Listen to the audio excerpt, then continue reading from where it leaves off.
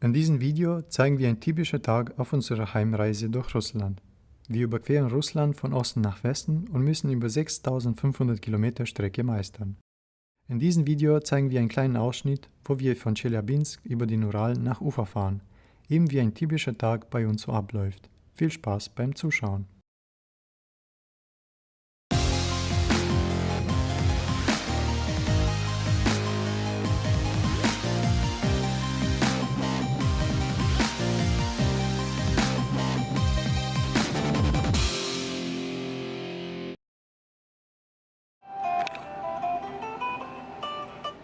Tscheljabinsk, 6:15. Draußen ist es kalt, -3 Grad. Wir machen die Heizung an. Wie auch zu Hause ist das Erste, was wir morgens machen, der Kaffee. In Russland ist es super, dass es immer heißes Wasser oder Wasserkocher in den Hotels gibt, man also ohne großen Aufwand seinen Kaffee bekommt.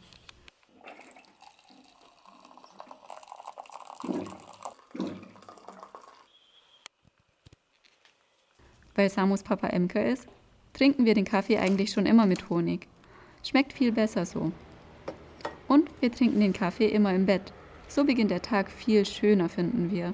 Und den guten Beginn brauchen wir heute definitiv für die Uralüberquerung bei nicht optimalen Wetterbedingungen für einen Motorradausflug. Die letzten Tage wurde es immer kälter und es hat viel geregnet. Immer wieder sind wir durch Regen gefahren. Die Temperaturen sind kaum über 5 Grad gestiegen. Kein Wunder, dass wir uns erkältet haben. Auch im Hotel ging die Heizung nicht. Vielleicht brauchen die Russen bei den Temperaturen noch gar keine Heizung. Wir hingegen haben gefragt, ob man irgendwas machen kann, denn wir sind schon erkältet. Und wir haben einen elektrischen Heizlüfter bekommen. Um die Zeit noch ein bisschen sinnvoller zu vertreiben, putzen wir die Motorradstiefel, damit die wieder ordentlich aussehen. So, wir sind immer noch nicht losgefahren. Wir trinken noch einen Tee. Genau, es ist 8:20 Uhr und wir haben immer noch -1 Grad draußen. Wir warten noch ein bisschen und so gegen 9 Uhr werden wir dann endlich losfahren. Genau, es gibt noch Vitamine gegen unsere Erkältung.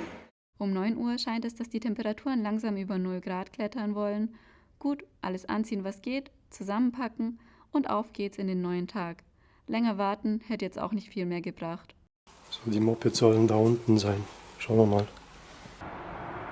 Ja, die sind noch da. Gut. In dieser Nacht hatten wir ein Hotel in einem Stockwerk eines Plattenbaus. Wir waren am Abend total fertig und unterkühlt und haben einfach das erste Hotel genommen, was wir ausgesucht haben. Um weiterzusuchen, hatten wir einfach keine Kraft mehr. Es war nicht teuer, aber eben sehr kalt. Wir müssen wieder warten, dass jemand unser Zimmer prüft, ob wir was mitgenommen haben. Irgendwann ist auch das erledigt und wir dürfen raus. In Kasachstan hatten wir schon mal so ein Hotel, das uns verdächtigt hat, dass wir Motorradfahrer das Zimmer leer räumen. Das ist noch alles gefroren. Da Unglaublich. Regenklamotten, Taschen. Susi, ist das nicht so kalt? Nein. Ha? Schau mal dein Moped. Ja, das ist nur... Also ich glaube, es ist zu spät fürs Motorradfahren. Schauen wir mal. Ich muss ja warten, bis die nächste Saison kommt. Genau. Bleiben wir den Winter in Sibirien. Stolpen. Ganz wichtig.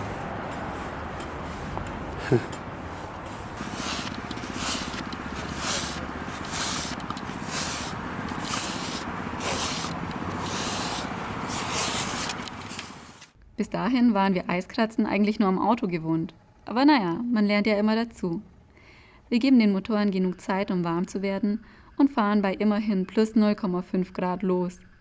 Meine Stulpen werden auch befestigt und wir nehmen die über 400 Kilometer für heute in Angriff. In den letzten Monaten, bei so viel Offroad, lag unser Tagesschnitt meistens zwischen 100 und 200 Kilometern pro Tag. Bei diesen guten Straßen und ohne großartige Zwischenstopps sind auch 400 Kilometer eigentlich kein Problem. Tscheljabinsk ist eine typische russische Stadt, hat über 1 Million Einwohner und wurde im Krieg auch Panzerstadt wegen deren Fertigung genannt. Naja, wir sind froh, hier nicht den Winter bei Temperaturen um -20 Grad verbringen zu müssen. Nach wenigen Kilometern folgt schon der erste Tankstopp. So, wir machen schon den ersten Tankstopp. Wir werden wahrscheinlich heute zweimal tanken müssen. Wir haben noch 370 Kilometer. Es sind inzwischen 6 Grad. Aber der Himmel sieht okay aus und der Wind ist eigentlich auch okay. Wir haben nicht mehr so starken Wind wie die letzten Tage. Das ist schon mal gut. Vielleicht trinken wir auch noch einen Kaffee. Wir freuen uns immer, wenn wir Gazprom-Tankstellen sehen, weil es dort drinnen immer ein gemütliches, warmes Kaffee gibt. Außerdem sind sie mit allen möglichen für Fahrzeuge gut ausgestattet und haben saubere, kostenlose Toiletten. Also wärmen wir uns bei einem Kaffee etwas auf und freuen uns über die Sonnenstrahlen, die wenigstens das Gefühl von Wärme vermitteln. Die letzten Tage haben wir immer öfter Aufwärmepausen machen müssen. Die ganze Reise war eigentlich als eine Sommerreise gedacht, auf so kalten Tage waren wir gar nicht vorbereitet. Normalerweise kann man in Europa im September noch ganz gut Motorrad fahren, aber hier in Sibirien läuft alles anders. Der Sommer ist hier sehr kurz, nämlich Juni, Juli und August. Bereits im September fallen die Temperaturen schon drastisch. Auch für uns war die Umstellung von der Hitze in der Südgobi auf Frost in den Bergen ungewöhnlich schnell. Natürlich gibt es Motorradfahrer, die Wintertouren auf Eispisten fahren, aber dafür braucht man passende Ausrüstung und Training und das hatten wir nicht. Hoffentlich halten wir es durch. Das Wetter scheint zu passen, nur einige Wolken. Wie am Anfang erwähnt, müssen wir heute über das Uralgebirge. Wir kommen nicht drum rum. Einen Umweg gibt es nur durch Kasachstan.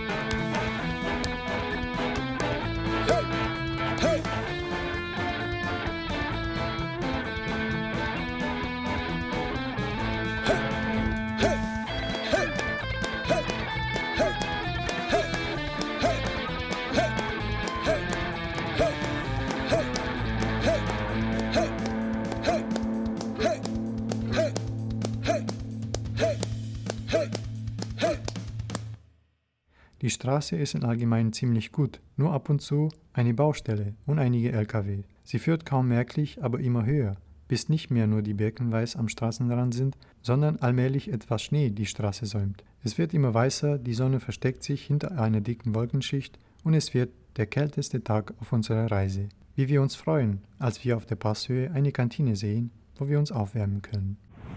So, wir sind gerade in die Uralgebirge, 800 Höhenmeter. Und wie man sieht, Etwas weiß. ja, Und etwas kühl ist es auch. ja, Hier ist Winter, ja. Uns haben wir gesagt, es sind nur ein paar Hügel. So, jetzt geht's in den Café rein und wir wollen was Warmes trinken. Genau. Im Café gab es alle möglichen Leckereien. Natürlich auch unsere Lieblingssuppe Borsch und Bratkartoffeln, aber auch Tee und Kaffee. Alle russischen Restaurants an der Straße heißen Café. Die werden von Reisenden besucht und natürlich von den vielen Lkw-Fahrern. Da sie von den einheimischen Lkw-Fahrern besucht werden, sind die Preise wirklich in Ordnung. Und Lkw-Fahrer gab es reichlich auf dieser Strecke. Man muss aber fairerweise dazu sagen, dass es ganz ohne Russischkenntnisse schwierig wird mit der Bestellung. Oft gibt es keine Menükarte und dann muss man nach dem gewünschten Gericht fragen, wenn man welche kennt. Oder es wird einem gesagt, was es heute im Angebot gibt, dann muss man sich schnell entscheiden. Zum Glück hat Susi das auch für mich erledigt. In diesen Restaurants gibt es einige leckere russische Gerichte. Die Russen trinken viel Tee, zumindest die, die unterwegs sind. Gewärmt und gestärkt freuen wir uns auf den Weg bergab, der Temperaturanstieg bedeutet und der Himmel scheint aufzulockern. Das Uralgebirge ist nicht sehr groß, aber ein sehr langer Gebirgszug, der von Norden nach Süden verläuft und zusammen mit dem Uralfluss die europäisch-asiatische Grenze darstellt.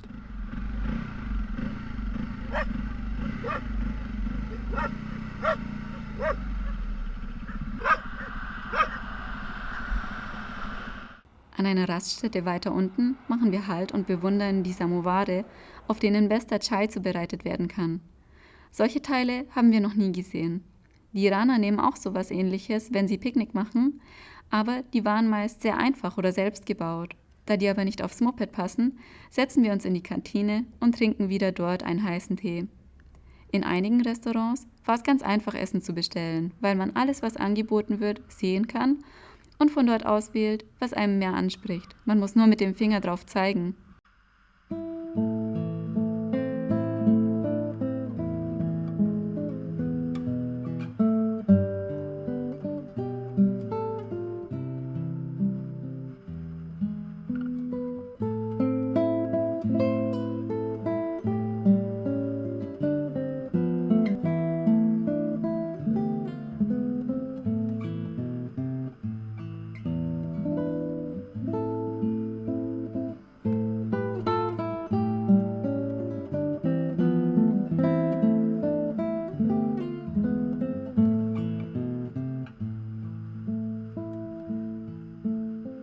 Beim nächsten Tankstopp müssen wir uns schon wieder aufwärmen, denn der erhoffte Temperaturanstieg bleibt aus.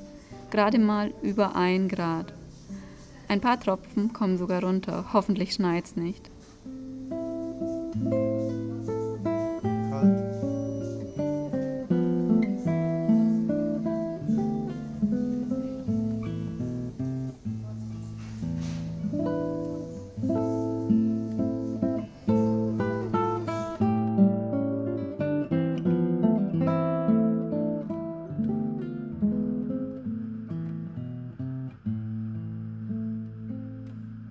Zu unserem Glück aber schneit es nicht.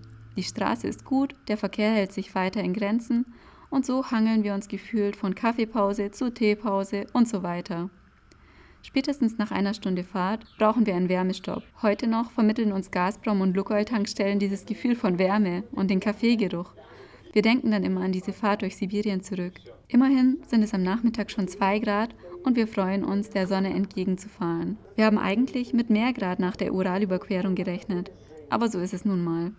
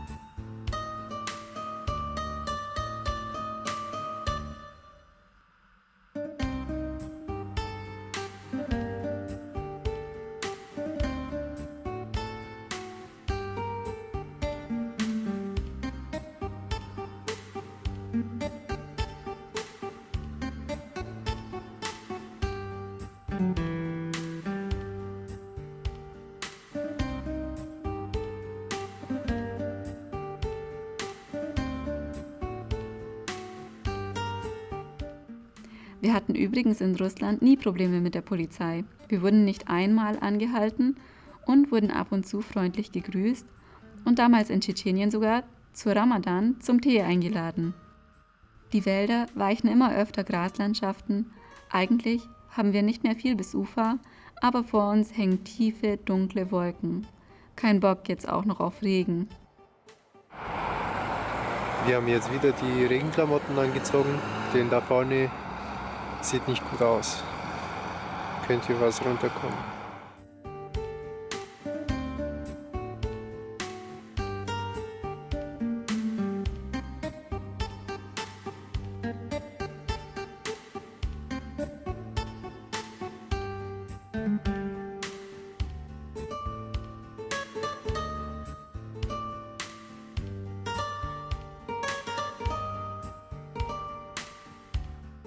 Das war eine gute Idee. Das mussten wir auf anderen Reisen erstmal lernen, denn unzählige Male sind wir nass geworden, nachdem wir meinten, ach, das zieht vorbei oder es sind nur ein paar Tropfen.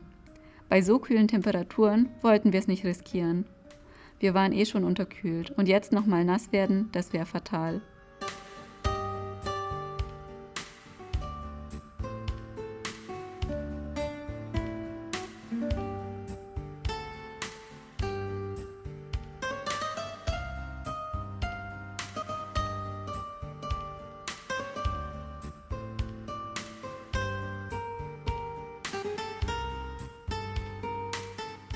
Zum Glück dauert der Regen nicht lang und wir können wieder der Abendsonne entgegen, immer Richtung Westen fahren. Bald erreichen wir das Hotel, das wir vorher auf Google Maps gefunden haben.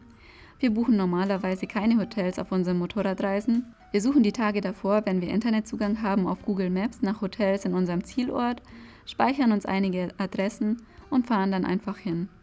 Genauso haben wir es auch diesmal gemacht.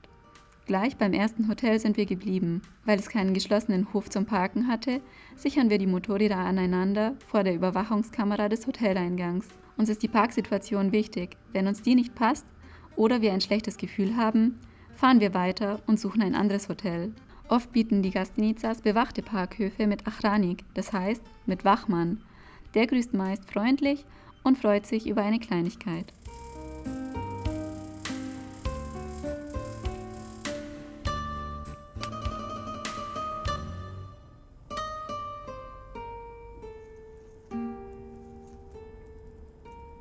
So, das musste heute noch gemacht werden.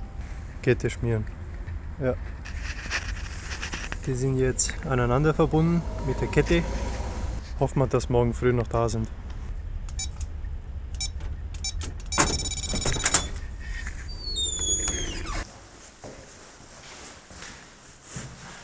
Als ich im Zimmer ankomme, wärmt Susi sich schon nach der kühlen Fahrt mit einer improvisierten Wärmeflasche auf. Das Zimmer ist schon ziemlich vollgestellt, aber das ist so beim Motorradfahren. Oder nur bei uns? So, als erstes haben wir uns eine Wärmflasche und Tee gemacht, um uns etwas aufzuwärmen. Und dann essen wir noch einfache Supermarktsachen, also Brot und so Bohnenaufstrich, Käse, Samu isst auch Schinken und Obst. Genau, und danach vielleicht noch was Süßes. Wir haben ein Aber bisschen... nicht alles. Nein. Könnt ihr euch vorstellen, wie gut es nach so einem Fahrtag tut, in einem warmen Zimmer zu sitzen, heißen Tee zu trinken, was zu essen und zu spüren, wie man wieder zu Kräften kommt? Wir können uns noch genau an diesen Gefühl erinnern. Die Stadt Ufa werden wir nicht mehr besuchen. Kraft und Zeit fehlt uns jetzt. Das werden wir nächstes Mal nachholen. Ufa ist eine Millionenstadt, von denen aber nur die Hälfte Russen sind. Die andere Hälfte sind Tataren, Baschkiren, Ukrainer, Tschuwatschen und andere Minderheiten. Auch ist Ufa die Hauptstadt der Republik Baschkortostan, wo eben die Baschkiren leben. Wir fahren morgen weiter direkt nach Samara. Dann sehen wir die Wolga wieder. Darauf freue ich mich schon. Genau, in Samara waren wir schon. Ich weiß nicht, ob wir uns jetzt wieder die Stadt anschauen, wahrscheinlich nur eine Nacht bleiben und dann direkt weiterfahren. Genau. Wir haben letztes Mal, glaube ich, 4 Ja. 4 Tage oder 5 Tage in Samara verbracht. Was machen wir Ende September in Russland? Ja, wir fahren nach Hause aus der Mongolei und der Weg ist lang. Wir wollten eigentlich so lange wie möglich in der Mongolei bleiben und so war es dann irgendwann mal Mitte September. Dann sind wir wieder zurück nach Russland gefahren und seitdem fahren wir durch Sibirien. Am Anfang war es aber sehr schön Genau. und mild. Also wir haben sogar am ersten Tag in Sibirien noch gebadet. Genau, und dann war es am Baikalsee schon kälter. Es ist ein bisschen kalt hier im Zimmer. Ich weiß nicht warum, die müssen wahrscheinlich Gas sparen. Nee, sparen, aber keine Ahnung, die haben die Heizung nicht an. Kein Hotel bis jetzt. Vermute ich mal, dass die es gar nicht brauchen. Andere Temperaturen gewohnt sind. Ja. Aber wir sind immer noch ein bisschen unterkühlt, ja. Vitamine gegen die Erkältung. Nach dem Abendessen recherchiert Susi schon mal das Wetter und mögliche Schlafplätze für morgen.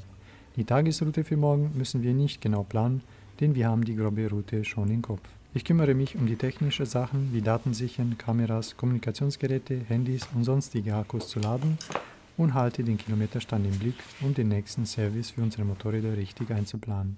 Auch die Reifen halte ich immer genau im Blick und da muss ich mir was überlegen, denn die werden nicht bis nach Hause halten.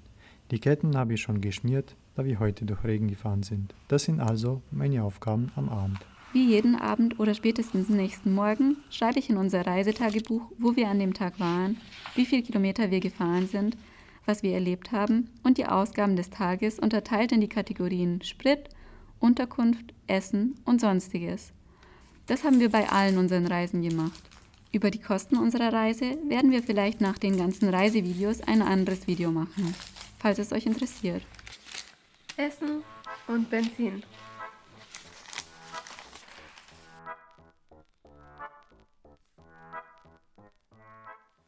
Das war ein Ausschnitt aus einem 3-wöchigen Trip durch Russland, von über 6500 Kilometern von Osten nach Westen.